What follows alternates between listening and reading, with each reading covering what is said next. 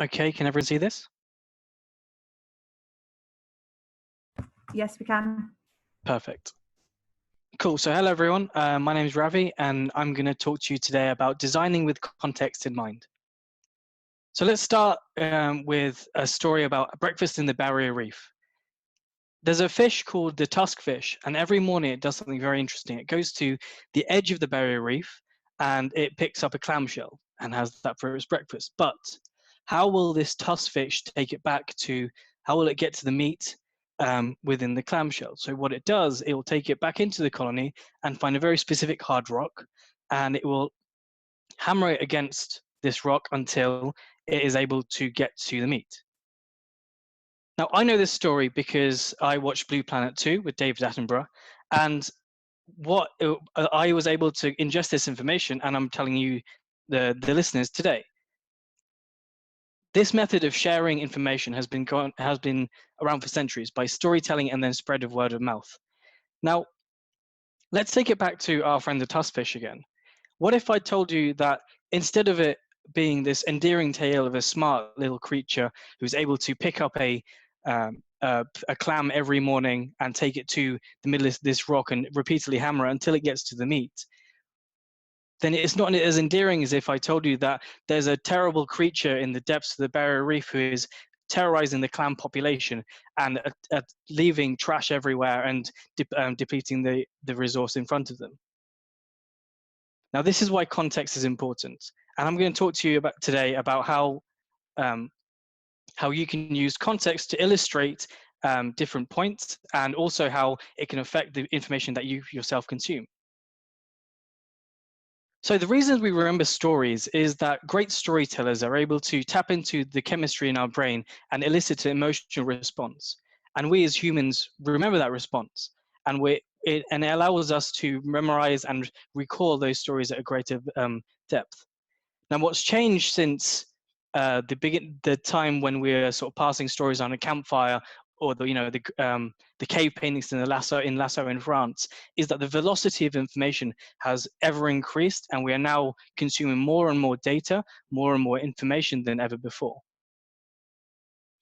But if we think about information, it's really just a set of data points. It's a story is basically some scattered data points which are brought together and in a structured manner to inform you, the audience, about something or another. But what context does, it highlights a certain area and brings it to life. It makes you focus on a certain point by using different ways of showing context. So this is why the context is important. So this is why we as designers and consumers must be constantly vigilant about what data we are presenting, and also what information we are ingesting. Let's have a look at some examples.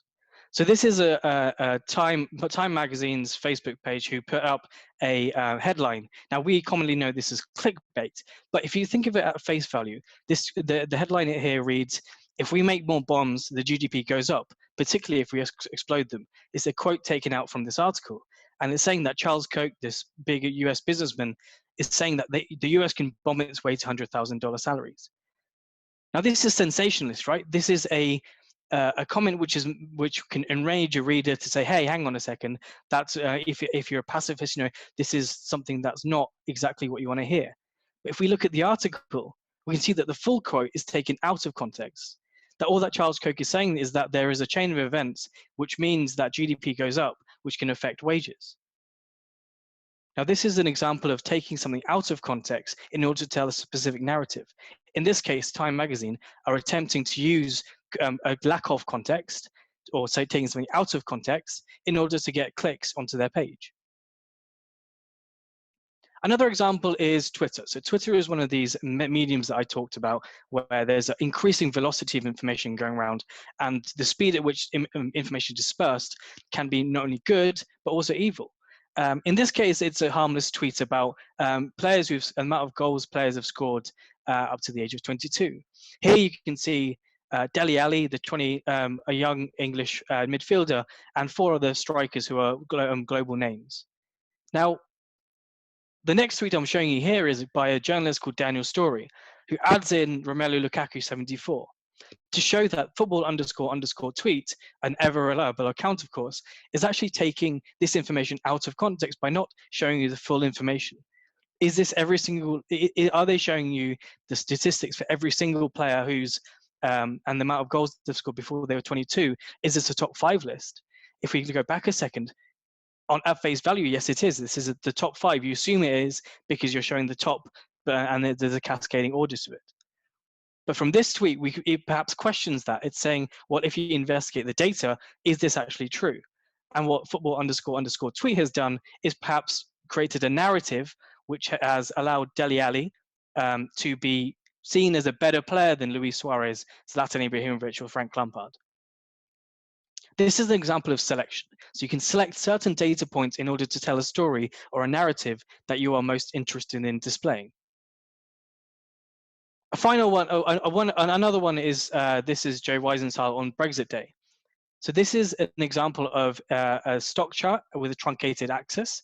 However, this truncated axis isn't immediately obvious to anyone who's not investigating data or aware of financial charts. This is a common way of viewing stock prices, as the fluctuations are greater when viewed at an hourly rate, as they are here, than a daily rate.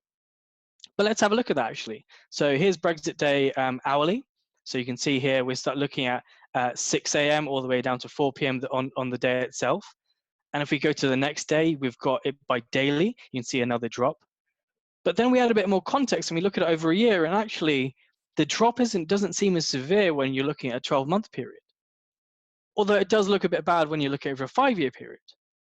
So this is an example of framing. You're framing the data to hone in on a specific narrative, to tell a certain story, or just enable the user to, or the consumer, to think a certain way. And a comment such as this tweet here, there goes the pound, thinks, hang on, look, this is doing a nosedive. Now, this is a common one. This is one that many of you may have seen before. This is Iraq's bloody toll. It was a magazine-wide spread, and contextually, this is one of the great examples of how a data visualization can elicit an emotional response. And remember, an emotional response is key to telling a good story. So you can see that there's blood going down the walls. It's a very short title with a punchy headline, Iraq's bloody toll. You can see big names, big words such as killers. It elicits a response.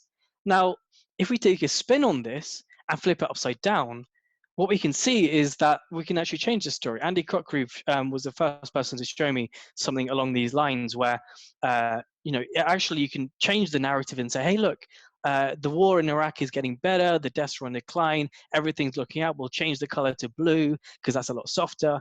There's actually a really interesting few articles out there about how blue is one of the nicest colors and most comfortable for people. So if you think about social media, Twitter, Facebook, and even Tumblr, these social media have a slight variation of the color blue because it's a welcoming, warm color that it adds that color but doesn't add that sort of sharpness that a red does, for example.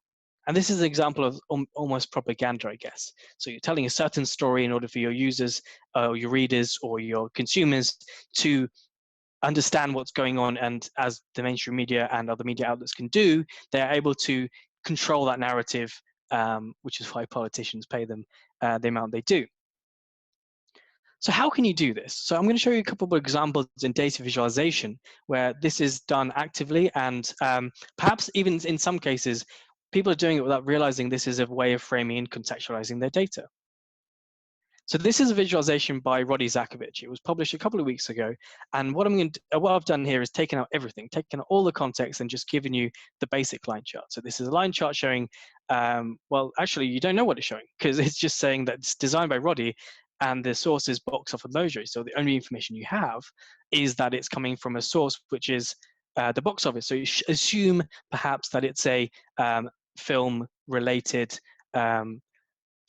visualization, and maybe on the axis you can spot that there's money, so perhaps it's something to do with that. Now, next one, we can bring in the title. So the title gives you the idea of exactly what the visualization is showing. The highest box office weekend record through the years. So we can see here, they've also got a subtitle here. So Roddy's added a subtitle here to explain what's going on in the visualization.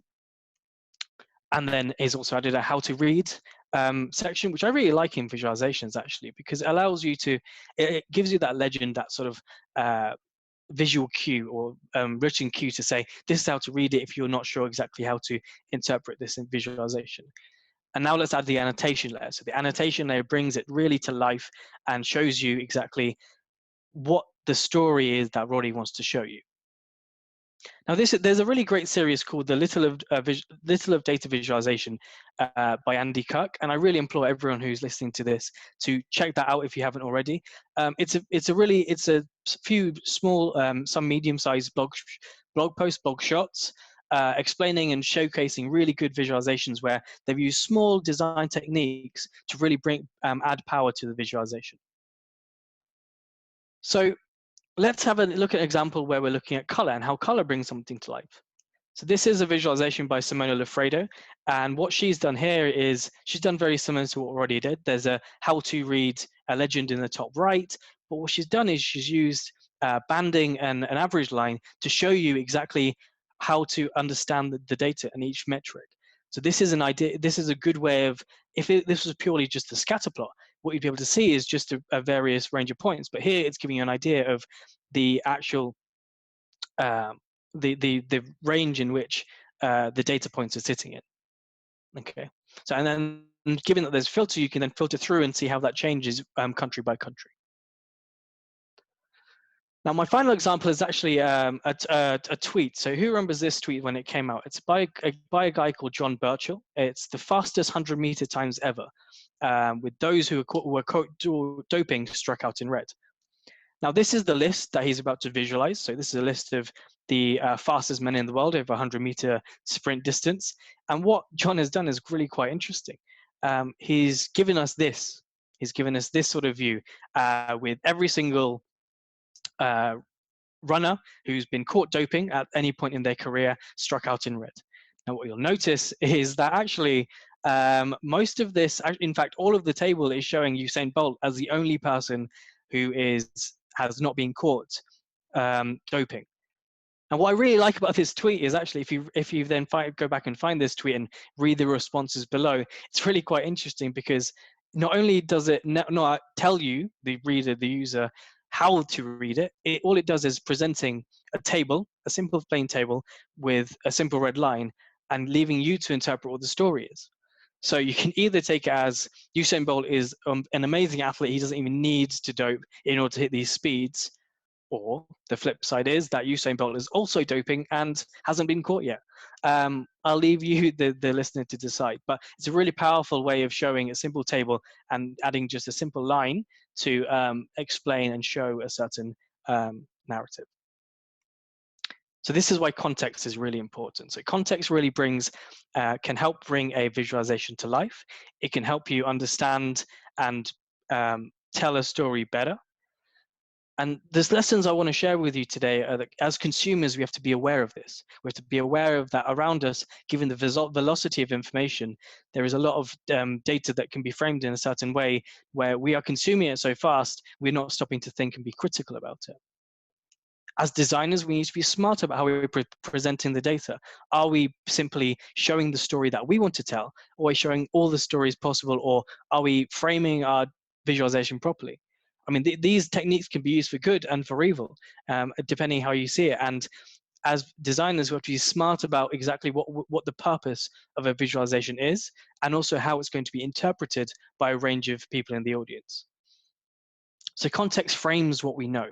It frames everything that we know and we love and we understand. And without context, a visualization can be as uninformative as a picture on a wall.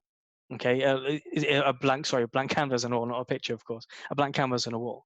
So this is where you stop a reader or a user from inferring what the information is and actually guiding them and actually sharing what the story you are trying to tell from your visualization is.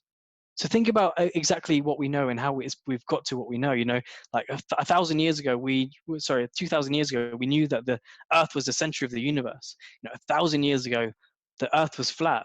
We knew this, and this is an information that was spread widely in a narrative that was told by people. It's flat. What else is there? But by adding more information, we know now. Well, some of us know that the Earth is actually a globe, and the sun is the center of the universe. So imagine what you'll know tomorrow. So my key takeaway point is, let's tell great stories together and make sure that we're using context in an appropriate way. Thank you for listening.